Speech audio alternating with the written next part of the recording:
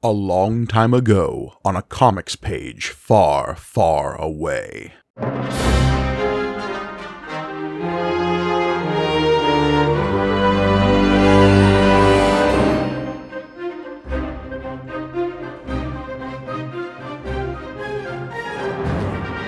Greetings and welcome to May the Panel Be With You, the Star Wars comic book show brought to you by the Punch Up Entertainment Network. I am your humble host, Mike Gargoni, and joining me, as always, the slowly turning conscious of Leia Organa to my Darth Vader, it's John Campbell. Yes, hello everybody. Boy, it's a whole different world, isn't it?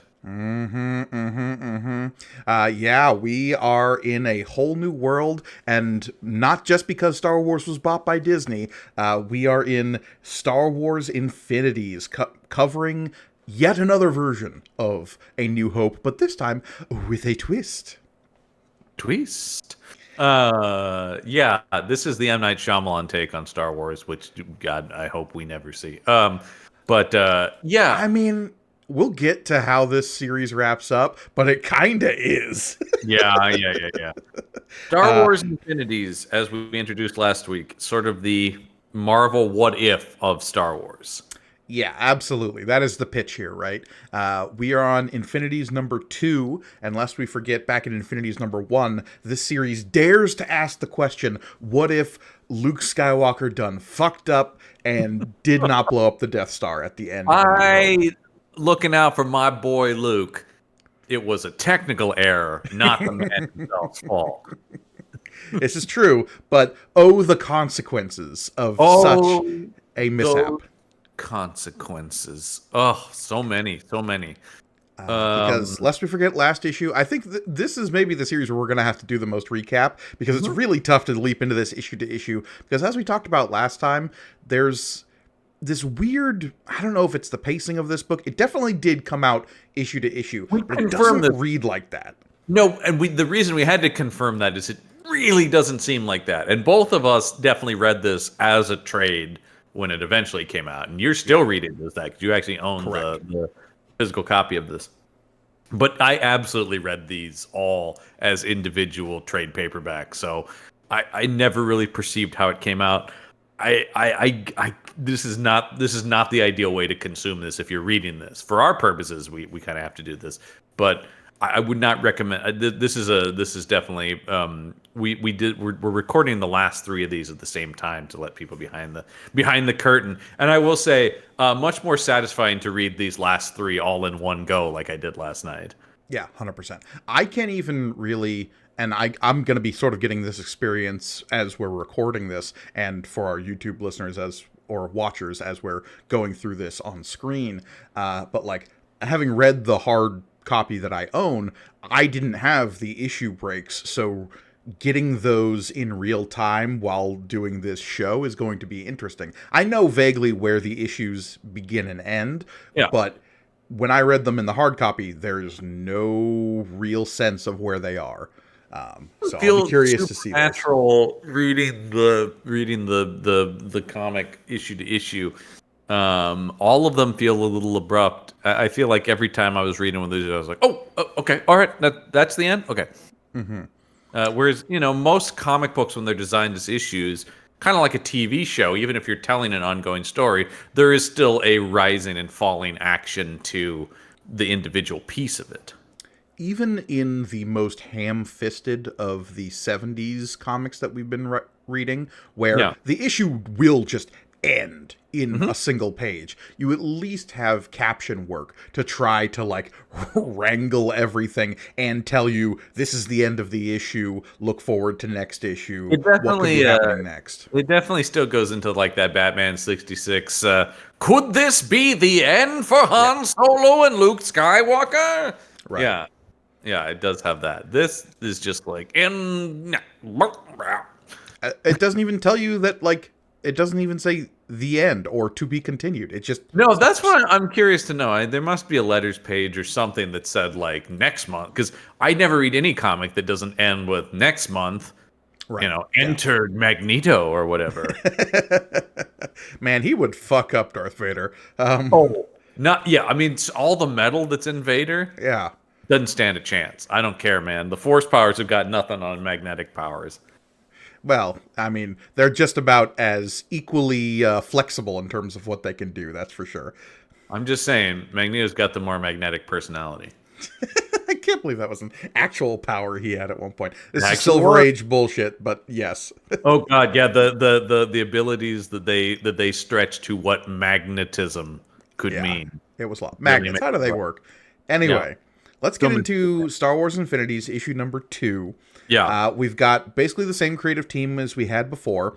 Chris Warner writing. We've got Drew Johnson on pencils, Ray Snyder on inks, Dave McCraig on colors, and Steve Dutro on letters. With Dave Land as our supervising editor here, who was, like we said last time, the long-standing editor of the Star Wars books over at Dark Horse. Yeah.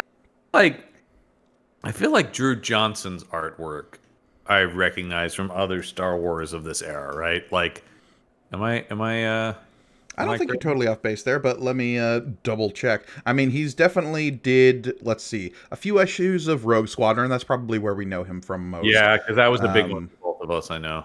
Yeah, it looks like 98 he did like a 5-issue run on Rogue Squadron for the Masquerade story arc. Okay. And he did a couple of issues of Spider-Man here and there. But other than that, he's not a super prolific comic book artist. There was At kind least of as far as like Marvel Unlimited is concerned. there was sort of a house style to his to the Dark Horse Star Wars books. He was a Dark Horse guy. I'm looking at him right now. He worked on a lot of Dark Horse properties. But I feel like more so than we've seen under Marvel then or now, there was sort of a uniformity to what a Dark Horse Star Wars book looked like, which honestly had as much to do with the inking and coloring. Yeah, for Anything, sure. right? Like there's just a vibe. I think we've talked about that. That when you open this up, if you gave me a Star Wars comic without the cover, I could probably tell you if it was a Dark Horse one, just by looking at the art, right? I mean, there's definitely was a style that they wanted everything to hew towards, for better or worse. Oh, Yeah. I didn't realize he did the prequel comic to Godzilla King of the Monsters. Okay. I really like that comic actually. He does a book for Dark Horse called Midnight Society that I'm aware of, but never read.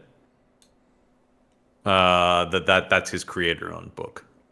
Oh, cool. Well, good for Drew Johnson, and he's gonna give us some fun stuff here. Because let's jump into the cover as we get this cover. This is like cover art you'd see floating around from time to time of just like what if Star Wars, and yeah, the classic like Leia in the white suit but like having a lightsaber duel with Vader is just like immediately, if you're aware of Star Wars, this cover makes you go, what the heck is happening here? Well, because this does deliver on the kind of the still fairly untapped potential of Jedi Leia, right? Like the whole idea about like, well, if she's also the child of Anakin Skywalker, and of course, Rise of Skywalker gives us just the quickest taste of that. Yeah. And I'm the litany of problems with that movie. I wouldn't necessarily say that's one of them. But it certainly implies a little bit of something that makes you ask the question of like, oh, shouldn't we have made sequels that maybe were closer to Return of the Jedi? When you see how fucking cool that idea is, and it goes on and on. That's a whole separate conversation. Yeah. But this is always such a tantalizing idea, right? You're just like, well, if Luke could embrace his connection to the Force and become this awesome Jedi, couldn't Leia do the same thing? And yes, seeing her, particularly in her classic New Hope look, with a lightsaber, dueling Vader, is just so cool. I don't know any Star Wars fan that wouldn't be like, ooh. Yeah. Of course, this particular issue doesn't exactly deliver on this cover. The premise of it, sure. The actual like iconography of it, not so much. I'll go so far as to say the entire Infinities New Hope book doesn't deliver as much as I would like to on some stuff. Yeah. Especially this first one, A New Hope, because it quickly starts to become a remix of the entire original trilogy, and less so. I've forgotten about it. Yeah. But this cover rules. I also love the pose of Vader with just the casual deflecting behind his back, just the casual, and the two stormtroopers who are just watching it go down. Yeah, those two stormtroopers are just like, should we help? What's Yeah, the deal here, Lord you Vader? two stay over there. I need an audience. Sure, whatever, my lord. Yeah, it's great though, and I love the color on this is so good. The way the lightsabers, the red of the blade glowing on Vader's black armor is so awesome. Yeah, absolutely. Yeah, it's a great cover. Pushing in, we get our classic layout with all of the Dark Horse logos ostensibly covered by Disney and Lucasfilm logos. That's fine. And actually, we should point out that the cover art was actually not by Drew Johnson, but by Tony Harris. I see here. Oh yeah, Tony Harris Color from and Chris Chris Blythe. Sorry, Yeah. the Marvel Unlimited creator section doesn't list the That's cover all artist, right. but the That's all interior right. does. And now this newly added Disney Lucasfilm logo here. Yeah. Yeah, I like. I also like. I didn't notice this before. The Infinities logo at the bottom says "The world of endless Star Wars possibilities." To which I would add, well, just a few actually. They really they didn't make a lot of these. I feel like with the success of Marvel What If, some How kind did of they not animated break- Star Wars Infinity show is an inevitability. Or at the very least, Marvel should bring back this comic. Or if since they have the rights, they could literally just call it "What If Star Wars." But that at the very least seems like this could easily continue. And you don't even have to be this specific with it, like where it's specifically A New Hope. You could just pick other individual things. Sure. All we're saying is we're available, Marvel. I would love to see a Star Wars Infinities of the prequels and the sequel trilogy, honestly. Sure. Yeah.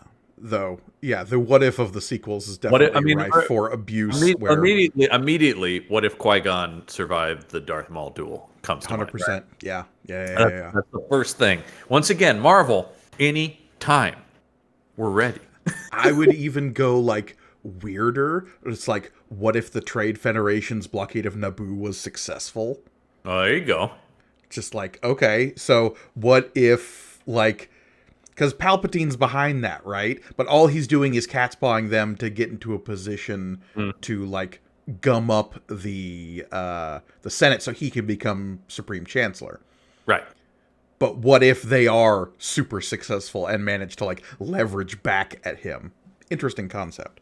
Palpatine on the back foot would be very interesting to see. Right? Yeah. Anyway, let's stick with this comic. Now my mind is abuzz with what. I know. Yeah, I am going like there's so much to do there. All right, so we open back the Millennium Falcon, floating in space because, of course, since the Death Star wasn't destroyed, it managed to destroy Echo Base, or not Echo Base. It's Yavin 4. Just Yavin 4. Echo Base is on. The base does have a name. I'm struggling to remember what it was. Yeah, the Yavin 4 base, Masasi base, I want to say. That does sound familiar. That type. Now you have to. Now I have to look it up. Yeah, that's pure microgoni. I have to know the answer to this though. But yes, that was destroyed. Princess Leia was captured. Luke and Han are adrift. Following that is where we open on this. So Han and Chewie arguing in the cockpit of the Millennium Falcon is how we open on this. Yeah, and it's a very abrupt opening. It feels like we were saying with the endings of these issues, just like, and suddenly we're here. No recap, no nothing. No, yeah, it is interesting. And so, yeah, they're arguing about, well, wait a minute. We're supposed to be meeting Luke here. Why isn't he here? I do really like, I'll bring up, there's a couple weird turns of phrase from Han in this comic, but I do like the general vibe of the banter between him and Chewie in this and the way it captures their dynamic from the movies and the whole thing about like I gave him the right coordinates. The Masasi Temple was located in the Masasi Valley, and that is where the Rebel base is located. Okay, got it. Yes, I was right. Good. Yeah, my brain can sleep again. All right, yeah. I do know things about Star Wars. Damn it. But I said, yeah, I do generally like the dynamic between Han and Chewie that they've captured here, but then immediately. I know he does the Yahoo in the movie. There's a lot of that in this Infinities comic. Yeah. A lot of wahoo, yahoo, wahoo. It's just like, he kind of just did that the once.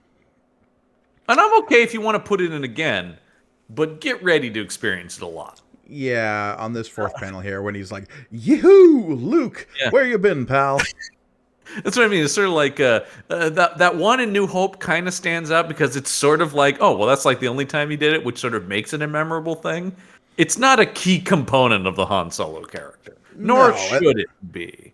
and that moment was sort of a like Doctor Strange love, like yeehaw, kind of like we're riding to a possible victory or doom scenario. It's a battle cry, right? Yeah, Yeah. and also it's a big moment. It's a big. You think about it in the pulling out into the meta nature of it, right? It is also a moment for the audience to applaud. The audience should be saying "Yeeho" because Han is back and he's going to save Luke. So yeah, but it just did. Yeah, Luke. Yeah, We do he that every reads a time little we bit more see- hillbilly. Yeah, yeah, exactly. That's another thing. How dang it, my old friend Luke. I Them call that boy the Womp Rat Luke because all them Womp Rats he shot. Oh, them rebel boys sure want a mess of trouble. So Luke's X-wing is damaged. As he says, life support's down to under 5%. R2, of course, was hit in the battle. Because if we're changing that, R2 has not been fixed because there is no base to take him back to. Exactly. And so Luke is going to get aboard the Millennium Falcon. We cut to the next page, and something we rarely see, which I actually like, is a depiction of the X-wing fighter jumpsuit fully sealed with like the breathing mask and everything. It looks like a fighter pilot. It looks like a fighter pilot oxygen mask, as opposed to we have been somewhat critical of the bizarre spacesuits we've seen in the Marvel 70s book. This feels more like what I would expect. This feels of a piece with, okay, if you had to eject from your fighter or something, this is what you would look like. Yeah, absolutely. And it also fits with the breathing. This is the fighter pilot breathing mask, which we see the translucent oxygen masks in Empire. Mm-hmm. Yeah. So, it's like, okay, yeah, you pretty much just need like an oxygen mask kind of thing. I'm okay Feels with that. of a piece, yeah. Yes, it does. We get this dialogue exchange here with Luke. He seems a little down in the dumps, and It's just, it's nothing but sad sack Luke in this comic. yeah. But talk about weird faces. The overall caricatures we get of Han, Luke, and Leia in this book, I would say, are pretty good. Well, and there's certainly a step up from what we've been getting over at in the old Marvel books. Yes. Well, Infantino has a bad case of same face. Yes. That's so not seeing the problem different faces. Well, here there's just this. I don't know. We especially get to it at the bottom of this page, so let's get there. Yeah. Han and Luke have this conversation where Luke is sort of being like, okay, we got to repair R2 because he might have something that we can use to destroy the Death Star. And Han's coming at him with just like, destroy the Death Star? Are you crazy? Yeah. Luke, the rebellion's gone. We have to survive. That's the mission now. This is about survival now, Luke. We're not going to like mount back up and go at the Empire. Like, it's over, buddy. We just got to get out of here. And then Luke appears to have a stroke. I mean, that's not even funny. Like, that is, it looks like half of his face is sliding off. Yeah, there's this. And what is that? They're trying to convey like some kind of breaking of rage here, right? And I am accepting that this book is a little bit more, as we've talked about, caricatures. It's not looking to be photorealistic. That's fine. However, both him and then Han's like sourpuss. Even by caricature standards, you're like, I still want to see a humanity in the drawings, even if they're a little bit more cartoonish. It's very insane here, though. Yeah, it's trying to capture some heightened emotions, and maybe it goes a little too far. Yeah. I think that's exactly it. In a way that actually is more successful over in the manga, because that's even more cartoony. Although there are still moments when even that's too much for me. But and then Luke is going, you think this is funny? As Han has just made a quip about being retired from the hero business. And then when we go to the next page, Han Solo just shoving Luke Skywalker into a wall. Yeah, well, Luke on the previous page did like grab him by the vest. Yeah. So. Which don't touch Han Solo's vest. We know that vest is very important to him. Just like you don't touch Han's vest, you don't touch Lando's cape. But as opposed to Lando's capes, actually Han's vest is the one thing in Solo that wasn't given prior justification. I am still. They were saving that for the sequel, right? Yeah, okay. Like, this, eh? A vest, huh? Interesting. So I don't know. The way I have to contextualize this as well, though, is keep in mind. So, okay, this is a Luke and Han who have had their adventure aboard the Death Star. Han has had his turn to come back and swoop in and try to save the day. Let's blow this thing and go home. Right. And beyond that, they've known each other for 2 days, 3 days. Right. And that was a real galvanizing force for Han joining the rebellion and their friendship. But if that didn't work, then this does make sense, right? Like that Luke would be all like, oh God, we got to gear up. And Han would be like, dude, we fucking tried. And there's got to be some part of Han, too, that's like, well, I kind of knew that wouldn't work. And now we're alive, so we move on. Like, the Han is used to stuff not working out. I am very interested, and this book doesn't necessarily follow this through line of a Han that backslides. That's just like, okay, that didn't work. We need to get the F out of here.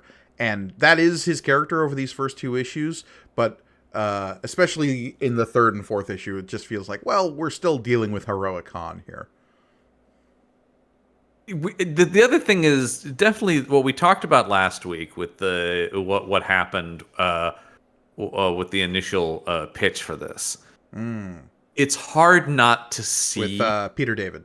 With Peter David and his pitch being too dark, it's hard not to now see that mandate in this comic, right? The idea that like, well, you can't take it too far, and that I would say is more so than the actual content of it, knowing that they are holding back in some ways. I really now feel that when I read this, right? It does feel like, well, okay, we can't really, because Leia's the same way. We can plunge her into darkness, sort of, but not fully. Han can be, and actually Han wouldn't even be, you can't even blame Han if he had fully backslid away from the rebellion at this point. Yeah. You know what I mean? Like that wouldn't make Han a bad character. Because he would just be like, well, Jesus, we saw the might of the Empire and got our ass kicked by it. I'm just going to, because his whole thing here is just like, now we just have to survive. That's the only thing that matters here. He's not talking about like, well, now we bow down to the Emperor. No, he's still just going to be a rascally outlaw. He's not on the dark side. No, and even on this page, when he like wallops Luke a little bit, it's only because Luke is basically throwing a fit here, and Han's trying to do the reasonable thing, and Luke is basically attacking him for his justifiable fear at becoming part of a suicide mission.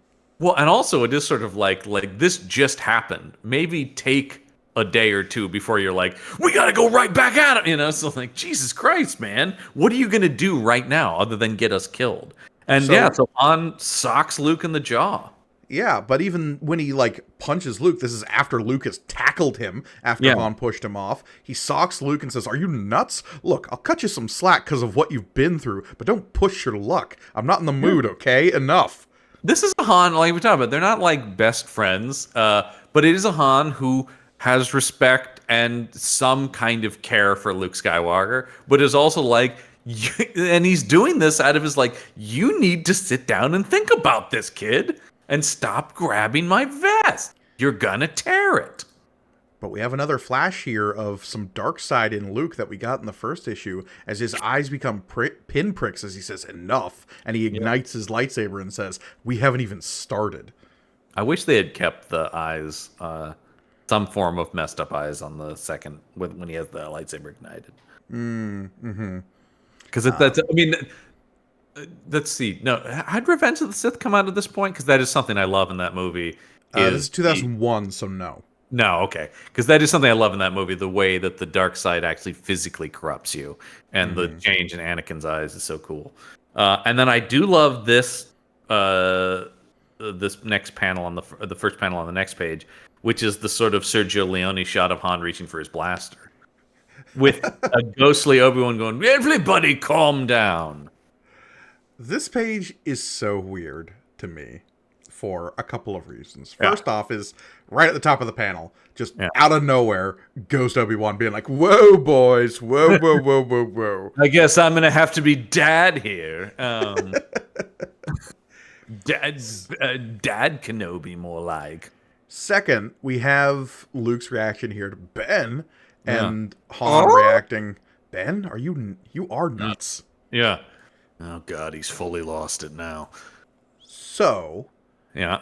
this implies that only Luke Skywalker can see/hear the Force Ghost Obi-Wan. Yes, which is that we never really. We've always been real loosey-goosey about I that was sort gonna of say stuff. I'm trying. Yeah, I'm like now calling my head anytime we see Force Ghost. It's pretty rare you see a Force Ghost that isn't just talking to one person. Right. Or is acknowledged by one person as they like look off into the distance and see Yeah, that yeah, one thing. The it's true. closest I There is think we no definitive answer to that, is there? no, the closest I think we get is actually in the recent Ahsoka show when we have Ahsoka like acknowledging the Force ghost of Anakin, and it's implied that maybe Sabine sensed that it was there, Yeah. but couldn't like really see it. When you also get the thing where Jason can hear, Yeah, but but that's different than a ghost.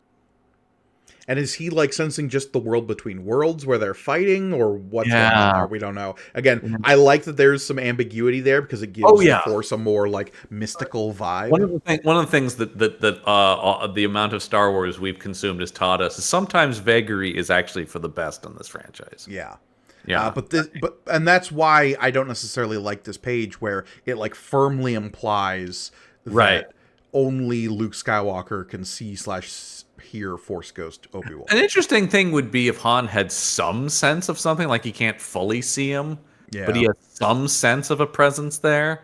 I think He says that's like there's a cold patch or something. that's kind of how my interpretation of that's sort of my headcanon of it, right? Is like there is a Force ghost there because of course we as the audience know the Force is real, but it's a level of people have different sensitivities to it, right? So it's like Luke Right. is literally seeing a presence, and Han is maybe like, "What the hell? Something's going on here." But instead, this is not the only time we'll get him going. Kids talking to the air. Yeah. Uh, But basically, Obi-Wan's just stopping in for a quick 4 panels to say what he would say at the beginning of Empire Strikes Back. we start to get like the veering onto the tracks again, right? Like we're sort of like, let's see if we can kind of get him back to Empire. You're still going to mainly get to the events of that. And then it's just like, gee, Han, I'm sorry I almost murdered you. And Han's like, hey, man, it's okay. We've all been there. Here's the thing, though. The thing about when he goes black with the pupils, though, I don't know if that was purposeful to the dark side because Han now has it here. That's true. Yeah, that might just be an inking choice. I like that idea because that's like I kind of liked. I didn't love like a lot of people. I have mixed feelings about the redesign of Batman the Animated Series. But one of the things I did like was that the Joker had white pupils and black eyes in the redesign. Oh, you're talking in like the season 4 when they redesigned everything. When they redesigned it, and I thought that was one of the coolest aspects of it, where it's like everybody else has a white eye with a black pupil, and he has the reverse. And I always thought that was kind of a cool, like, expressionistic thing to show his sort of darkness. See, and I don't even know if that's necessarily what they're going for with this Han Solo. You're talking about this bottom middle panel? Yeah. Because like that could just as easily be interpreted as his pupils are facing forward and we're seeing the whites of his eyes on the side there. That's true. But it just it achieves the same effect as that dark side one, which is weird, is what I'm saying. Yeah. I mean, we could just as easily say the same thing about Chewie in the middle of this panel, who has like little white specks for eyes. There's a lot of darkness around the eyes in general in these character designs. Sure. And look, let us not forget that Dark Horse Comics is the house that Hellboy built. So like, well, that's part of the house style I'm talking about. There is sort of a Dark Horse house style that comes into these Star Wars comics, and it's heavy blacks. Yeah. And it's a stylistic choice, and it works a lot of the time with a lot of their books. I don't have a problem. I mean, I don't dislike the art in this book per se. It's just there's a couple weird moments. But yeah, Obi-Wan's like, go to Dagobah, find Yoda, peace out, everybody. Obi-Wan out. Yeah, I mean, it is like this is a comic book, and somehow still Alec Guinness is like, I'm only going to do a page. How is this possible? And so he's like, Han, you got to take me to Dagobah. Han's like, Dagobah, and then we cut to Coruscant, something we never saw in the original trilogy. No, that was Well, cool. unless you count those scenes we added at the end I of don't. Return of the Jedi. I don't. Okay. But yeah, so we get this, we go to this Coruscant. captioning here, gives us an Yeah. idea of kind of where we're at with the Empire post their victory. Which I've always wanted to see. I always wanted to see Empire-controlled Coruscant, and I still am waiting. I mean, I understand a little bit in Andor. Yes, that's the closest we've seen to it. Yes, that you're right. We do see it in that, and that is cool. Because I have a lot of questions about how the Empire functions, and that's one of the things I love about the Andor show is you get more of a sense of like, okay, yeah, it's this Empire run by a madman, but like stuff still has to function on a day-to-day basis. Well, and it's something that is roughly explained in the course of 2 sentences in A New Hope, right? When there's that boardroom meeting when they're like, well, we've dissolved the Imperial Senate, and they're like, but how will we control everything without the bureaucracy? And he's like, well, we've got the Death Star now, so that's how. The Death Star is our bureaucracy now, pal. Yeah, fear of this battle station. Death Star, I think. Oh, good. Yeah. Okay. Yeah. I guess we can do that then. Yeah. Well, but it's we'll like, get to a real interesting thing involving the Death Star next issue. Yeah. But like, I think that's the thing is I'm always talking about like somebody needs to like collect the trash. Is that like where? Yeah, I'm just curious how this shakes out. Right. And I know that's not any, but anyway. And so we get a caption here. Death Star orbiting Coruscant. Yeah, we say a now invincible empire, its last opposition, the Rebel Alliance, crushed by its ultimate weapon, the Death Star, at the Battle of Yavin. Orbiting triumphantly above Coruscant, the immense battle station trumpets its victory alongside the bulk of the terrible Imperial fleet. That is very cool. It is, once again, this is where the what if stuff is awesome. A triumphant Imperial fleet returning to Coruscant with the Death Star is cool as hell. Like that's the like, whoa, this is a different, darker, this is the darkest timeline, right?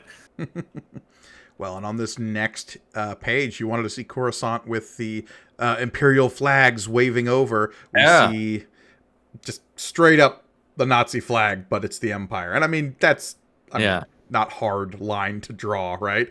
What? Wait, are you saying that there's ever been a connection between the Nazis and the Empire? I've never gotten that. Keep politics out of Star Wars, Gergoni. God.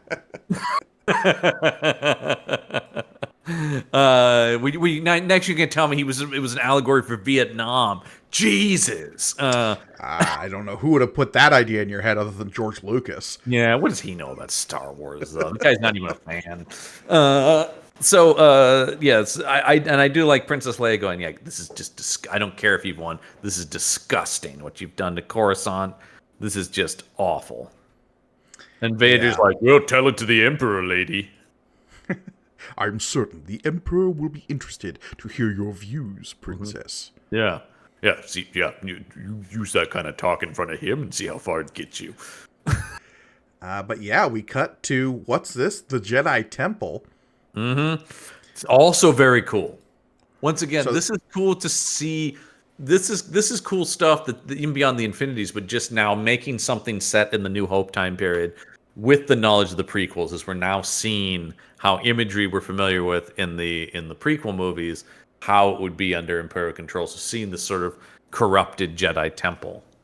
Well, and this is something that basically became established canon pretty quickly in once the idea of the Jedi Temple on Coruscant was introduced. Mm-hmm. And even before that, I would be hard-pressed to tell you the exact when this was established canon, but the idea that the Emperor turned the Jedi Temple into basically his palace when he took over has been established canon for a while. And we've seen it a few times in like video games and stuff. Right. But this is the first time in our readings of this book where this is shown off. It's very cool. It's a cool idea. It makes a lot of sense for him as a character. I mean, it becomes established canon because you're like, well, of course that's what he would do. Yeah, and like the idea that the Jedi Council chamber is now his throne room is just like, yeah, because he wants to lord his victory over everybody. So the idea that he would place his butt in the Jedi Master chambers. Yeah. Ooh, oh Yoda, I'm rubbing my butt on your chair. It's happening. Your weird little chair that used to be a puppet on. Well, he's gotten rid of all the chairs in this scene Yeah. because we have Darth Vader bringing Princess Leia into the throne room chamber here. I love his line about Alderaan, a lovely world in its day. What a jackass! Yeah, I love it. Man. Because I love when people are not only evil but just shitty too, like that. Because Leia comes back at him with, not so lovely that you didn't hesitate for a second in order to destroy its, or to order its destruction and murder its people.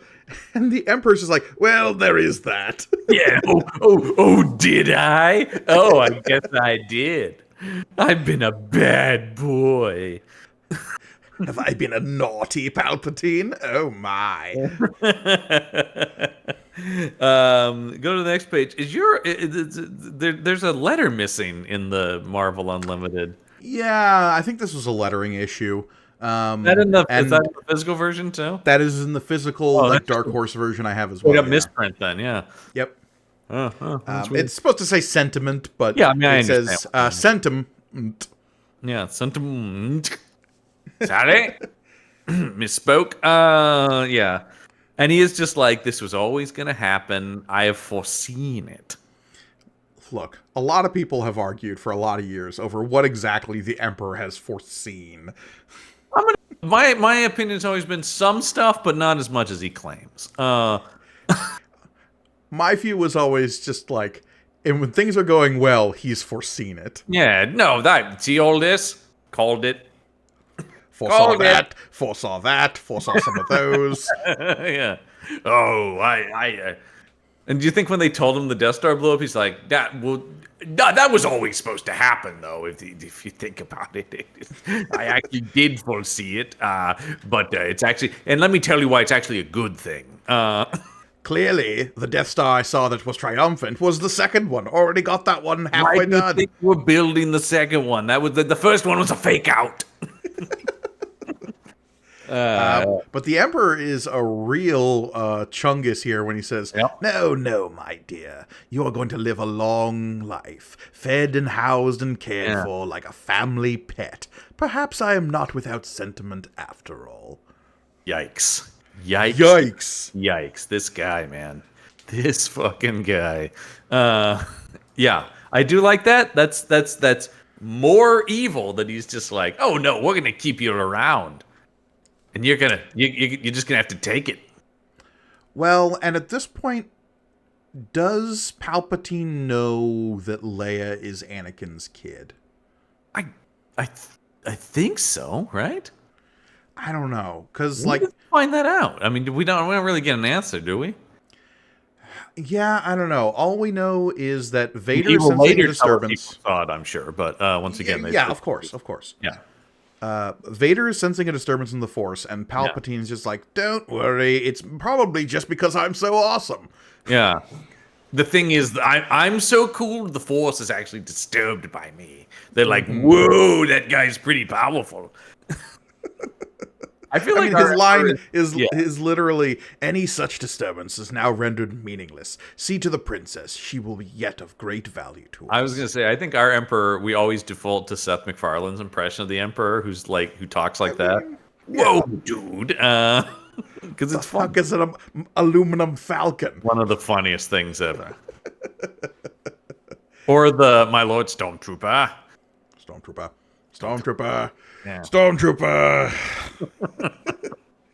So funny. Yeah, he is just like, see, it's all Vader, stop your whirling. It's over, baby. A triumph is inevitable as destiny. Yeah. Speaking of destiny, let's go land on Dagobah because Han Solo and Chewie and the Millennium Falcon are on Dagobah. That's not something we've ever seen before. No, this is another cool version of the what if scenario, right? Here we're going to see the Millennium Falcon land on Dagobah. Han complaining, which we know from Empire, there's really no good place to land on this swamp planet. And he goes, Han basically is, I guess I'll just, park over here. Yeah, he just lands right in the middle of a lake. It looks like. Yeah, I guess just. Hey, you can't ticket me. There were no signs. So when they land, in the interim flight to Dagobah, I guess Chewie fixed R2. I suppose. Yeah, that's what's implied. Because like, whoop, R2 just pops up out with Chewie, and Yeah, Han's like, "I knew they couldn't shut you down, R2." Or that's Luke it. says that. Yeah, and then Han's already like, let's get at it. Like, let's not fixate on how that happened. I mean, this is another thing where you talk about the refusal to make it too dark. Why not just have R2 be destroyed? I mean, like, that would be the thing. It's just like, in the absence of people to maintain him, he got blown up after that. Like, that he stayed Yeah, destroyed. I don't and know. like R2 doesn't really serve a critical plot No. element in the rest of this story. So yeah, I don't know. I'm just yeah, it is this weird, especially knowing that's sort of the editorial mandate. It is this frustration of here's a cool what if, but also you got to do the stuff too. And later there's other. I mean, there's some stuff with 3PO in future issues that I will also similarly have a thing with. Right. And But so, yeah, so yeah, they're I looking like at- Han's line here of, how do you expect to find a Jedi Master in this mess? Are we looking for the special Jedi Master swamp? That's good stuff. That's good Han dialogue. Which And is then- always the thing in Star Wars, right? Like, isn't it so convenient that every time they land on a planet, that's where on that planet they need to find the thing they're looking for? This is a thing that I notice in a lot of science fiction. Planets are basically cities, right? Like Star Trek always beams down to a planet, but it's always like the capital, and you're like, but it's an entire planet. Like But if at you least, beam but at down- least in Star Trek, they There's- have scanners that can say like, okay, this is where the That's population different. center is. This is where Right. people are. But you rarely see in Star Trek like a planet that has like this continent and that continent, sort of like our planet does. You rarely see that. It seems to be there's always sort of a world government going on in Star Trek. Well, because I think it's basically implied that any civilization that a Star Trek crew would come in contact with, without violating the Prime Directive, right, Yeah. is one So that is already anything after Kirk, you mean? Because that guy didn't give a Basically. shit about the Prime Directive. well, and even like Janeway throws it out the airlock. he had to, sometimes. Gorgoni. It was a different situation, all right? Desperate times call for desperate measures. I'm rewatching Voyager right now, and I ran into an episode last night where like. They run into some like god particle that like Starfleet captains have a directive to destroy. Wait, a god particle in Star Trek? That sounds crazy. I Tom. know. Um, But like they're like, okay, but if we go and like interrupt the people who are experimenting on this thing, we're throwing out the Prime Directive. And Janeway's just like, as of right now, the Prime Directive doesn't apply, and everybody in the show just stops. it's an interesting thing in that show. There's also an episode I love where they meet another ship that's lost out in the Delta Quadrant, and that guy's like even looser with the Prime Directive, and Jane was like, Jesus Christ. Okay, I made a couple of concessions, but this guy's out of control. Welcome to Voyager Cast. Yeah, that's a good show. I know it's like one of the least popular Star Trek shows, but I will say it is the least consistently good, but when it's good, it's really good. There's a lot of really good stuff in Voyager. So they run into Yoda. There he is. yeah, Han Solo and Yoda, who never meet in the movies, of course. yeah. On the next page, I guess they never do. Yeah, No, they never did. Of course, we know Yoda and Chewbacca, though. Why no mention their friendship? Because the movie hasn't been made. because the movie hasn't come out yet. Yeah. Also, That's why this firmly never- places this before Revenge of the Sith. I don't have an issue with the Revenge of the Sith thing, but I am sort of like, why did he have to know Chewbacca? You could just know other Yoda's- Wookiees. With good relations with the Wookiees he has. I know, but it's just one of those things where it's like that's pure fan service. Where it's like, why did that have to be Chewbacca? Once again, Why I'm not? not upset about it, but yeah, it's one of those things where it's like it just makes the world slightly smaller, which Star Wars Yeah. can't resist doing. Sure. So yeah, and so he's like he does. This is maybe my favorite thing in this. It's the same bit as Empire where he is like, oh, you're looking for Yoda, or looking for Yoda you are. And he brings him to his hut, and then just that Han is like, that's Yoda. Because yeah, on this next page, we have Han going like, "He's playing you, pal. Don't you No. get it, Luke? This guy's Yoda." And Luke, being a complete idiot as usual, is like, "What? That little? Come on!" And he's like, "Kid." Also, it's sort of a thing where it's like, "It's the only thing talking around here, man." Yeah, Han's line is, "Takes a con man to know one." Yeah, but it is sort of like, I did always kind of think that it's like it does take Luke maybe a little too long to realize he's Yoda in Empire. Well, I look, mean, I love the scenes; it's great. with the context of the franchise, Yeah. Yoda is a singular figure, right? Or it was until Grogu came along. Right, but it's sort of like, well, here's the only guy out here who's talking and stuff. Like, I mean, maybe Yoda's around, but like, it just sort of feels like there's a good chance that he was already talking to Yoda. Sure. But Luke is innocent. He's a naive farm boy, still, even by the beginning of Empire. Absolutely. And Han, this is a naive farm boy who doesn't have the success of Luke from A New Hope at this point. Mm-hmm. I love Han just shoveling down this gruel, though. Hey, Han knows that sometimes you got to get the food in you that's put in front of you, because ain't no time later for food. I also love that Luke's like, this can't be Yoda, and then just the quick pop in of Ben Kenobi's voice going, "Listen to Yoda, Luke." Why does Obi-Wan's voice have to just pop in here for one page? No, that's no. I know Han said it, but I'm confirming that's Yoda. And then Yoda has this, like, obviously Yoda is hesitant to train Luke in Empire, but in this one, he's just like, "Already steps you have taken on the dark path. If complete your training you do not, a servant of evil you will become. Train you I will, train you I must." I like that where it's like, if there are consequences if I don't train you, so I have to train you, as opposed to just his concern that he was too old to begin the training. Speaking of old, though, can we talk about Yoda's face in the bottom right panel here? I don't know what's... I mean, obviously the deep shadows are, like, undercutting, like, his little cherubic face and giving him these sharp features. Yeah, it is almost Infantino sharp. But yeah, it is weird because Yoda is such... I mean, he's certainly one of the most lovable characters of Star Wars, and he's iconic for that reason. Is when you see him, there's a sense of good, to him, right? And so yeah, he seems really dark and sinister. And when were his eyes ever that piercing like that?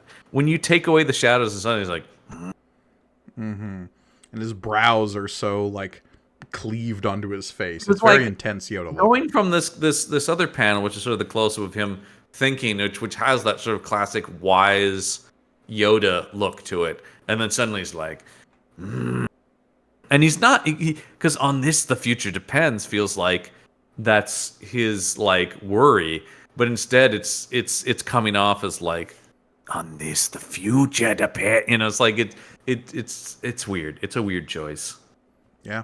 Yeah. Next page. Yeah, we're back on Coruscant, and a black suited, very Empire-looking outfit on Leia. I love this Leia look. I think this is, like, It's cool. Dark Leia, but not, like, disfigured Dark Leia. Because there's two routes you can go when you're making a character look like dark side, right? Right. You either go the Darth Vader route, where they become more machine now than man. Oh yeah. And that's because of usually some kind of disfigurement. Or you go, like, bureaucrat evil. Right. And this is the route they go with Leia, where you have, like, the jacket that folds over with the buttons down one side. She looks very, like, crisp and officious. Yeah, I mean, that's classic, once again, classic sort of, if not expressly Nazi, but like regime, right? Totalitarian regime sort of thing, where the formality of the military is very important. Yeah. But what's this? Darth Vader is here, and he's brought a gift. Yeah. Check it out. I brought that annoying robot friend of yours that I built. Yeah, that's one thing this book doesn't do, which I think would be... Because they do know that at this point, obviously. Yeah, exactly. That, like, Darth Vader is responsible for building C-3PO, which is always, like, a strange little foible that's not addressed nearly as much as it I think maybe should. that's what makes it strange. You could do something with it, but the fact that they don't really do anything, it makes it weird. Then it's like, There then was why? There was a recent comic one shot that took place after or during Empire Strikes Back, where Darth Vader is the one who finds C-3PO disassembled in Cloud City, Yeah. and is the one who like orders it brought to Chewbacca out of some like distant feeling of like, oh, I'm the one who built this thing. That is classic Star Wars trying to like retroactively make some things make sense. Yeah. And that's fine. I mean, that's the nature of it. But yeah, it is always one of those things where it's like, why did he include that? Did Lucas think he had something and then was just like, no, never mind. I don't know. I've Yeah. never heard him talk about that. Like I don't. R2 showing up out of nowhere as like a Star Cruiser astromech droid tracks perfectly well. Yeah. Why that couldn't also be the case with C-3PO I eventually actually joining love- the group. I love the way they bring R2 into episode 1 where all the other droids get destroyed and then they bring this like this one is the R2D2. It's such a like hey, but yeah, making 3PO tied to Anakin is so weird. Yeah. But what's this? Vader has another gift for Leia. It's Check a this out. lightsaber. Look at this shit, right? Pretty cool. Everybody wants one of these. But Leia initially mistakes it for the weapon you use to murder Obi-Wan Kenobi. He's like, no, this is the one Obi-Wan tried to murder me with. See, it was self-defense, baby. No. But yeah, he hands Obi-Wan's lightsaber over to Leia. Leia looks at it, and I love Vader's line here. Can you feel it? Not like some cold blaster, but a living thing, an extension of the spirit, a servant of the will. That's a cool line because it speaks to the connection between Jedi and their weapon that is hard for us to, you can't visually see that, obviously. Yeah. Because it feels like, well, they're just kind of swinging around a laser sword. But it's like, no, there's some attachment there. There's some reason why only Jedi carry these. And Sith. Well, the idea that it's like almost a living thing. Right. That it is...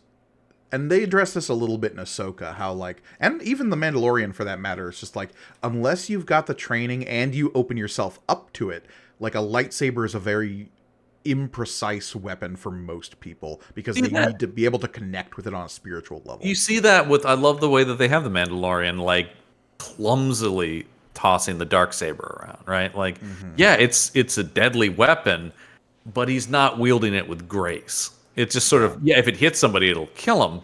But, yeah, there's no skill to it. And there's maybe something beyond just sword training in that. Right. Unless, of course, you're fucking, what's his name? Baron Tagg. Well, he admits that he trains, like, endlessly. Yeah. But again, like, whether or not... I mean, the Darksaber is also its own thing. That's like Excalibur. Yes, I understand that. I mean, it's in the same... But I mean, I think the idea is that there's some level of that to all lightsabers, right? Yeah. No, for sure. Because even in those books, we see that, like, because Luke has this connection to his lightsaber, he is always going to have a step over Baron Tagg. Right. Even with all the training in the world, a like, person who's opened themselves up to the Force can utilize. And then I like this moment where she lights it up and comes at Vader, and he's like, that's it.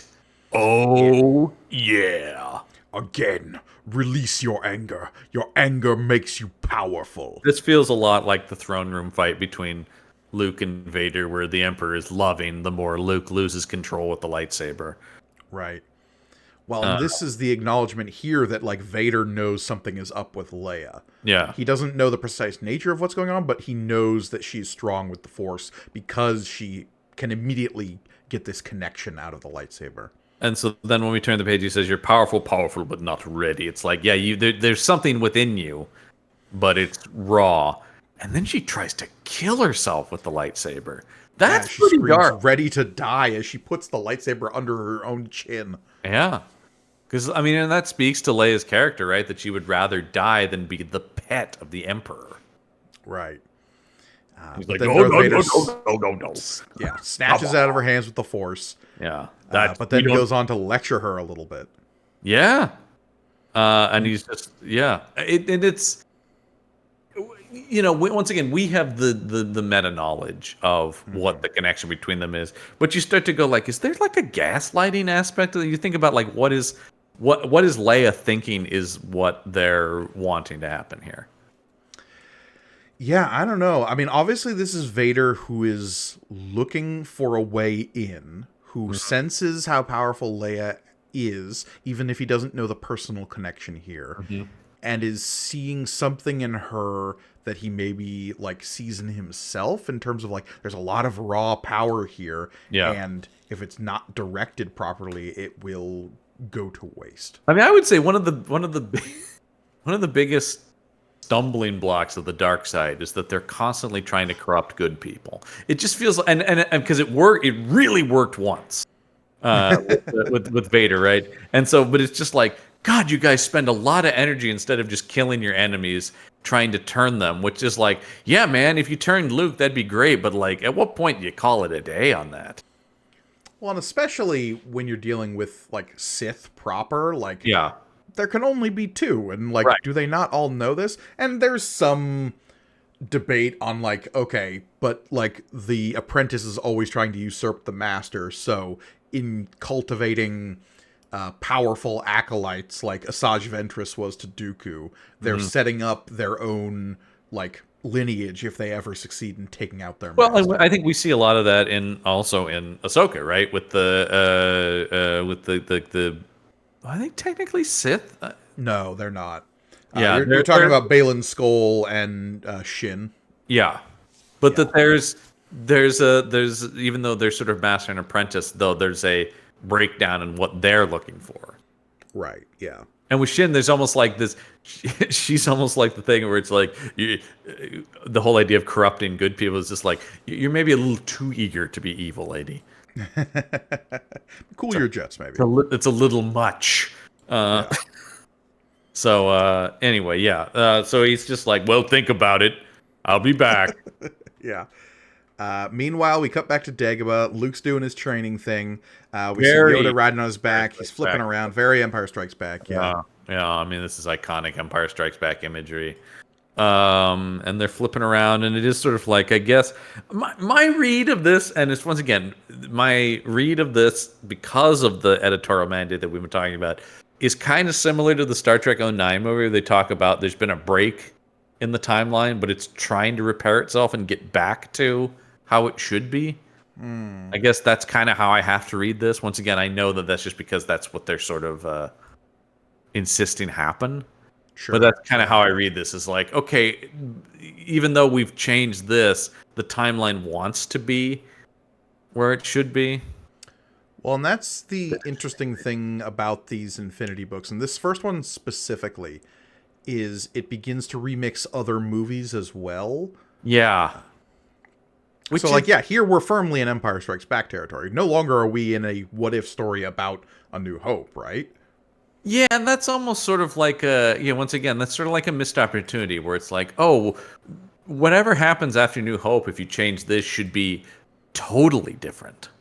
You would think. As opposed to, it's just sort of like, well, Empire still kind of happens. And even Jedi still kind of happens. Yeah. And you're like, that's not that exciting.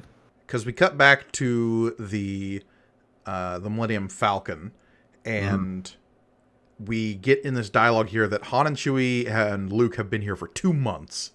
Yes. Yeah, time is wild in this. A lot of time passes in this comic. Yeah. Because this is basically this is almost its own what if, right? Which is like, what if Luke stayed and trained with Yoda to a certain extent? Well, we'll get to that because Han and Luke say, we're getting out of here, and Luke is saying, I'm going to stay here and train. Yeah.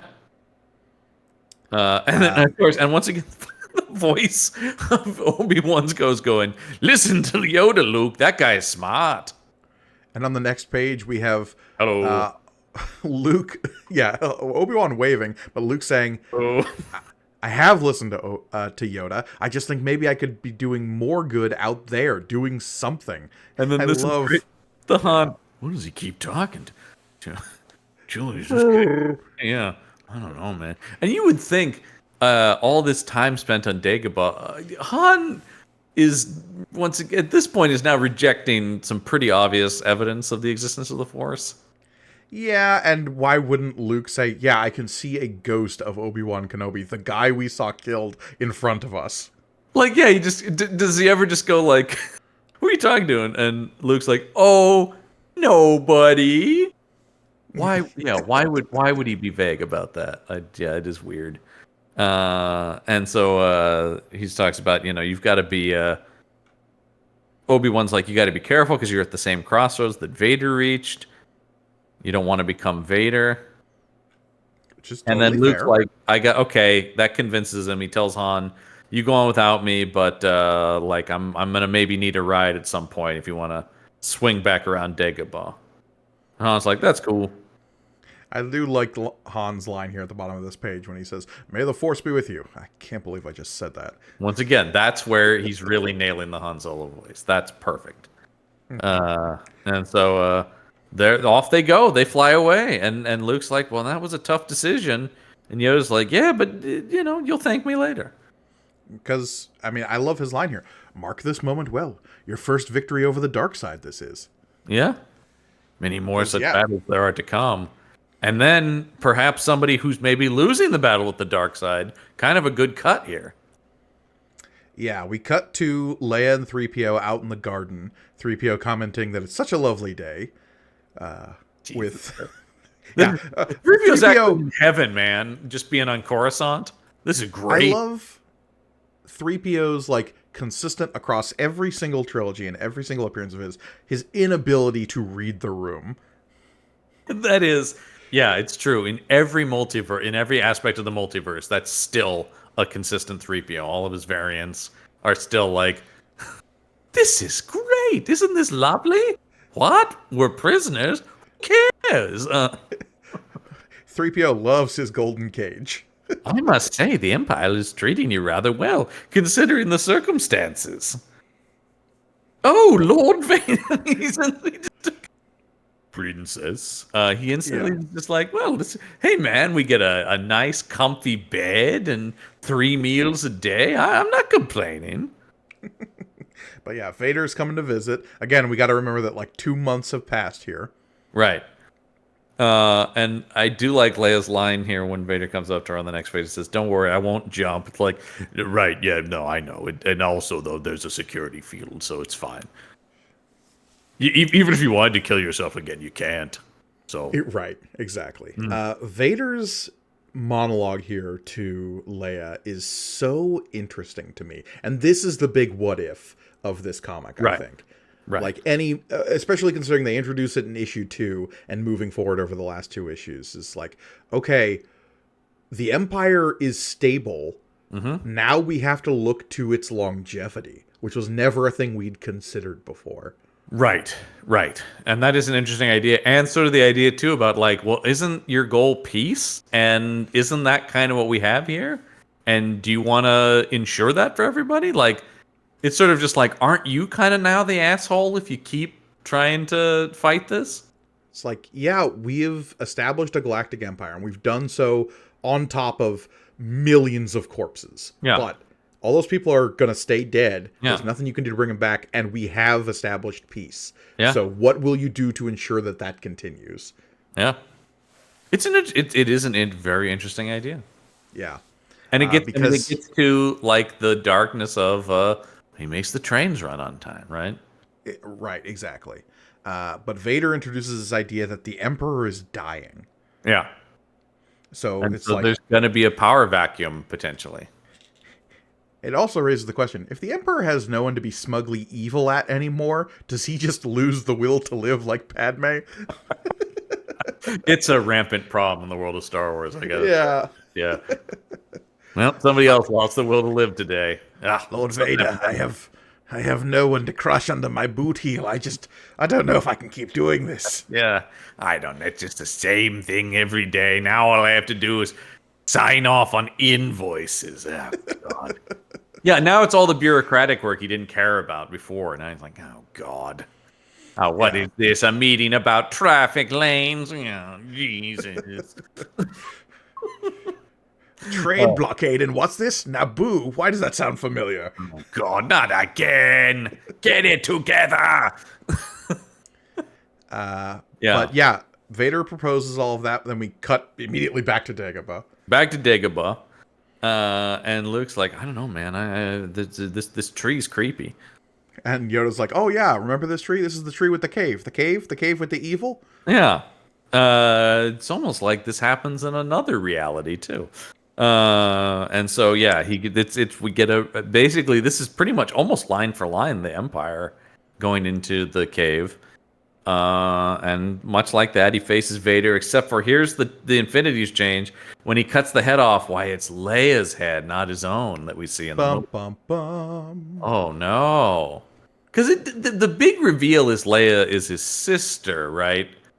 More so than, I mean, that's like the first big reveal, as opposed to Vader being his father. In this. In this? Because in the movies, it's sort of like, the Vader's your father is the big thing, and then sort of the secondary reveal in Jedi is like, oh, Leia's my sister, but that's not as... Right, that feels like more of an afterthought in Return of the Jedi, right? Yeah. Whereas it was. In Empire Strikes Back, the build-up was to, no, Luke, I'm your father. Right. And in this, it sort of like remixes that as a sort of like all of it at once, because obviously Vader is still his father, but who's being twisted by the dark side here is Leia, not Luke. Right. It's interesting. And that's where we end this. This is our then the issue abruptly ends. Yeah, it's great. Just like, what's this? Leia's face. Oh no, the end. Satisfied this month, readers? No, why not? What's your problem? Yeah, and that is Star Wars Infinities #2. Yep. So far, I am really liking this book. Mm-hmm. We're going to see a bit of a creative change going forward as the art changes over. Yeah. It's interesting. I mean, it is, it's the fun of the what ifs and the multiverse and stuff like that. To see how events would play out, especially a story that is so well known as Star Wars.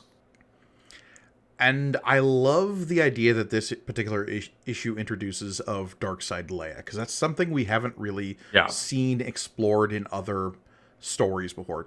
Having Luke turn to the dark side is something that was explored ad nauseum in the like post Return of the Jedi expanded universe era. I mean, which we'll eventually get to someday. Yeah, we'll get to Dark Empire, I'm sure. God, yeah, I mean that's a big one. Or what is his evil clone has some goofy name like Luke with like extra U's or something. It is something like that. Remember Jimum? Maybe it's like Jimum. It's Jimum, yeah. It's been a long time, but I remember devouring those back in the day. Of course, if you want more of this show and everything we do with a bunch of entertainment, you can head over to our Patreon page, which is patreon.podbean.com/punchup. Once again, that's patreon.podbean.com/punchup for cool exclusive bonus content and to help support the show. So head over there and check that out. Yeah, and of course, the best way to view this show is, like we usually say, over on our YouTube page, youtube.com/punchupentertainment. There you can read along with us. And while you're there, why don't you like, comment, subscribe, all that stuff. Hit the little bell down there, give you alerts of whenever we come out with new videos, because even when we have like the video versions of our shows, we also have basically the audio versions of most of our other network shows on our YouTube page. So if you want that sweet, sweet second screen experience of having that up while you're doing something else, we highly encourage that. Indeed. But yeah, I think that wraps up this week's episode. Absolutely. Because as always, I have been Mike Ergoni. I'm John Campbell. And may the panel be with you. Mm-hmm.